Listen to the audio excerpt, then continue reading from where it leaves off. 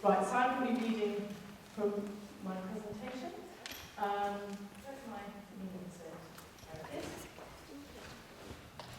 So yeah, I mean, we're really enjoying today. It's just such a brilliant opportunity to network with people who are doing the same thing, which is just so exciting. You know, it's really, really exciting to hear everybody else's ideas. So just to tell you a little bit about us, we're the Inclusive Folk team at Cecil Shop House, and we have funding from the John Lyon's charity, and it was initially a 3-year project, but we were very lucky last year to have an extension and a doubling of our funding, so we can go on for another 5 years. So we work with young learning disabled people between the ages of 12 and 30, and we have people who come here for a session fortnightly, and when those people reach the age of 30, their parents fundraise to have an extra session for 30 plus. So we now have 2 sessions happening. We also go around schools and colleges and do workshops, and we do a combination of singing, playing music and dance, and it's a really sort of enlivening mix of things to do. It just really keeps people engaged and on their toes. So yeah, we also make downloadable resources every year, and we do some training. Just to really quickly add, also as part of the project, there is a trainee on the project.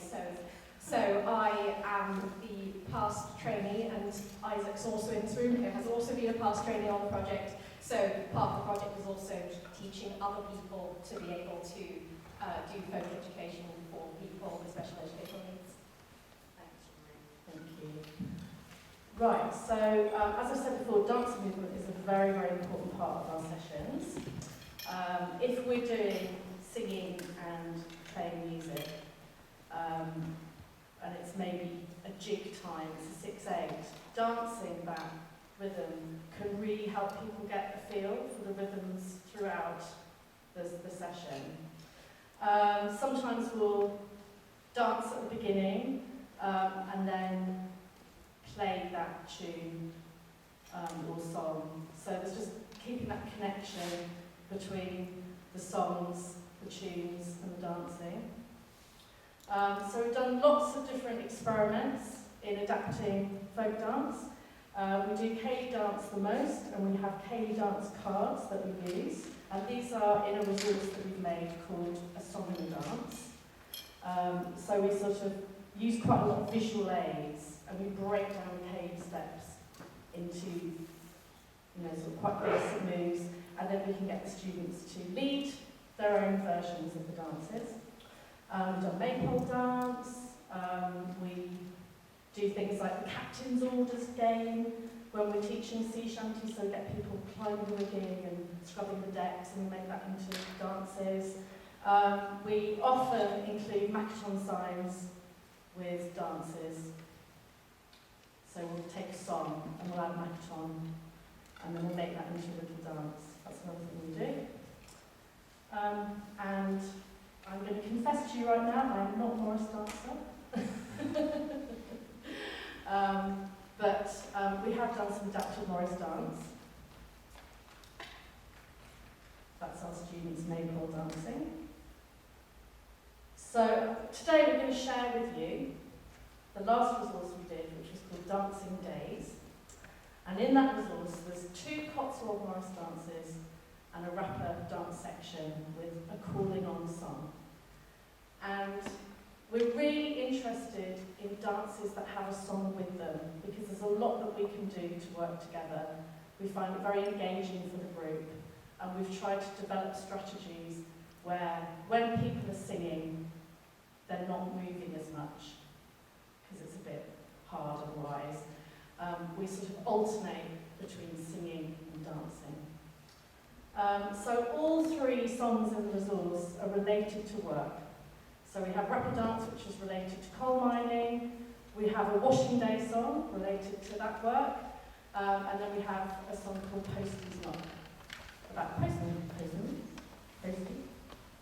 So the resource has sheet music, lyrics, and more information about the dances. So a little bit of background about Morris dance, which I had to research as well, because I'm not a Morris dancer. Many different regional styles. We focused on Cotswold Morris dancing. The village of Adbury in the Cotswolds, they have quite a focus on these songs that they do with their dances, and they're called clap songs. And the idea is that you sort of do the song at the beginning to get people's attention. And it's a sort of similar principle in that when you're singing, you're not moving around in such a complex way, so it can give you a bit of a break. And Cotswold style is distinctive for its use of props, which we love. Always love a good prop. The costume, I won't say too much about that. There's a bit of time. So in terms of props, instead of using sticks, we use pool noodles because they're light, we can carry them to schools and colleges quite easily, they're not going to inflict so much injury on others, but they don't make as good a sound when you bang them on the ground and you clash them. So we might put a bit more emphasis on wearing things that make a sound, like wearing bells, or maybe using some body percussion, clapping or stamping or tapping. So there's a lot of very fancy footwork in Morris, and one of the reasons I didn't do Morris dancing is because I have a slip disc, and I just can't do jumps and hops and things like that. And so, you know, many of our students are wheelchair users, or they have limited mobility. So we've sort of taken out all of the fancy footwork. And the thing that stood out to me, because I do have a dance background, but when I was watching other Morris dances, the thing that stood out to me was the change in direction. The change in direction all the time, and that's, you know, a concept that's quite tricky to teach in itself. So we worked with this idea of having colour cards for the different directions in the room to help people get a sense of changing direction. We'll show you that later because we're going to talk a bit, and then we're going to go over there and have fun with pool noodles and bells. This is a dance that we're not doing today, but this shows the diagram in the resource that's all to do with these colour cards and a different direction. And I'm now going to hand over to Roary. Okay, so as Emmie said, the resource has two Morris dances and one rap dance. So, tiny bit of background about rap dance. This is my team. We're a team in Oxford, we wear rainbows. Isaac also was in this team. I'm just doing a lot of random shout-outs to Isaac. I specifically chose this photo, partly because obviously I got all of the people in focus consent, but also it nicely obscures their faces anyway because of how we're all like moving in action, and I wanted to sort of show that it is definitely a kind of high action dance. It shows obviously the costumes, like in Morris dance, different teams wear different costumes, and you can sort of just about through the blurring fast movement see the swords that we're using. So rap dance is danced with strips of sprung steel, which are known as swords, even though they actually have handles on both ends, so there are no pointy bits. It's, as Emmie said, it is traditionally associated with coal mining. It's from the northeast, and so miners would basically go and dance this in the pub with their mates after a day of work. It's also traditionally danced with hard-soled shoes. I'm wearing my rapper shoes now. So you do stepping with these shoes, and it's danced to a jig, and you'll hear it a little bit when we go over there. I'll do a warm-up activity.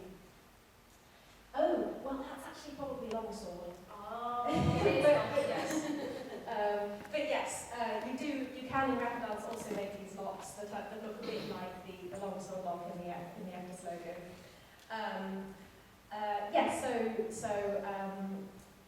The other thing Emmie mentioned, of course, in our resource, the dances that we present all have a song associated with them.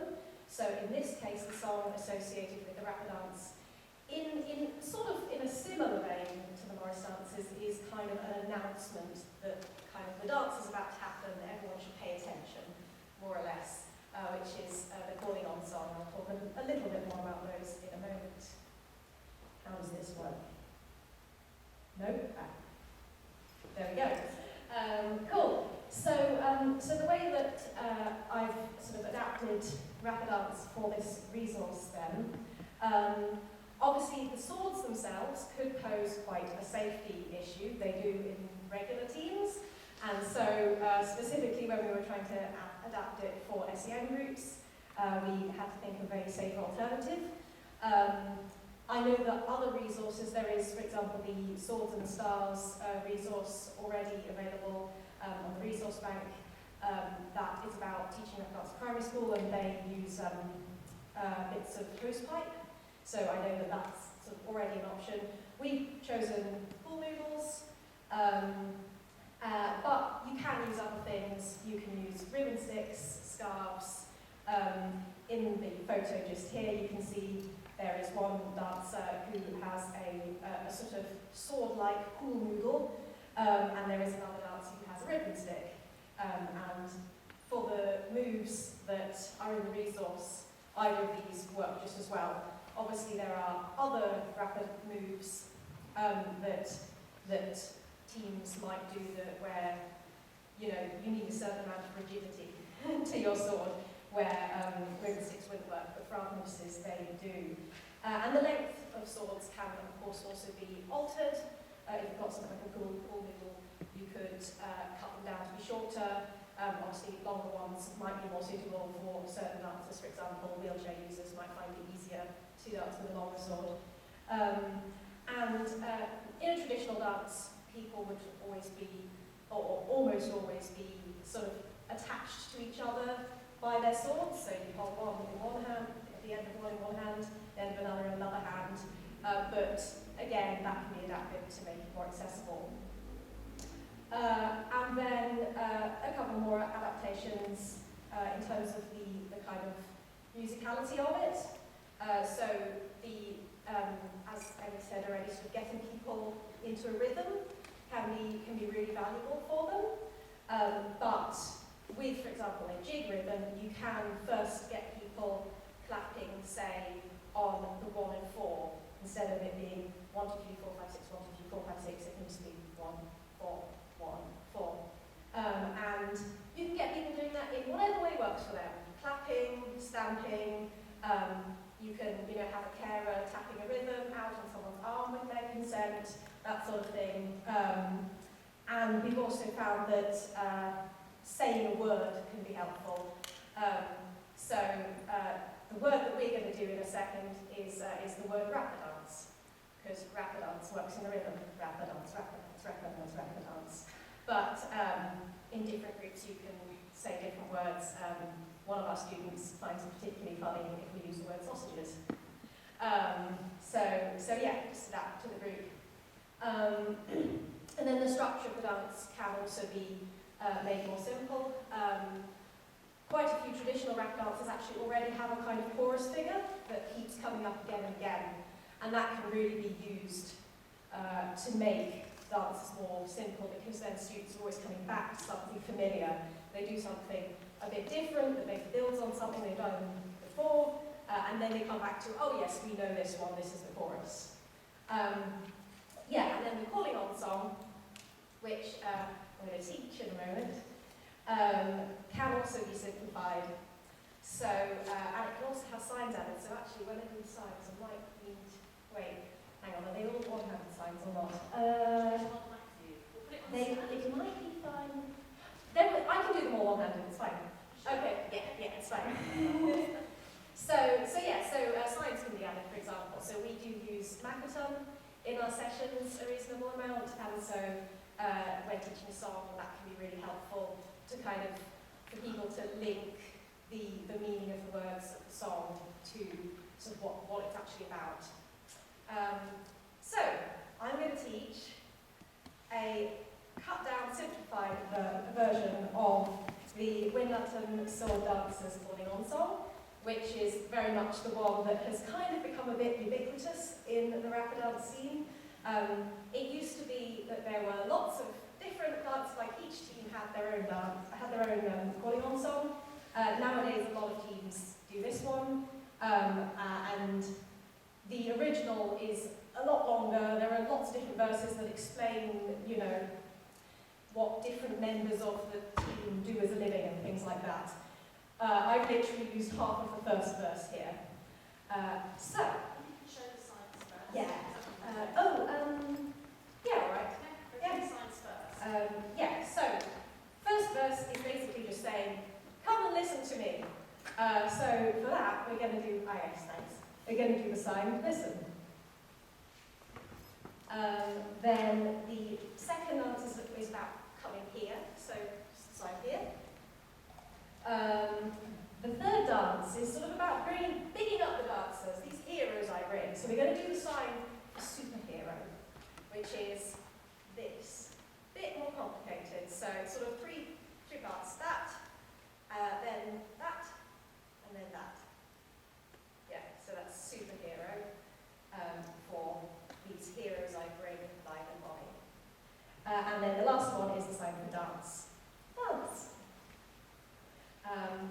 So I'm going to just sing it one line at a time with signs, and if you basically repeat it after me with signs if you want to, and then we'll sing the whole thing once more before we head over. Okay.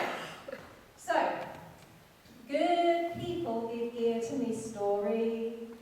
Good people, give ear to me story. It happens we've come here by chance. It happens we've come here by chance. These heroes I bring live and bonny.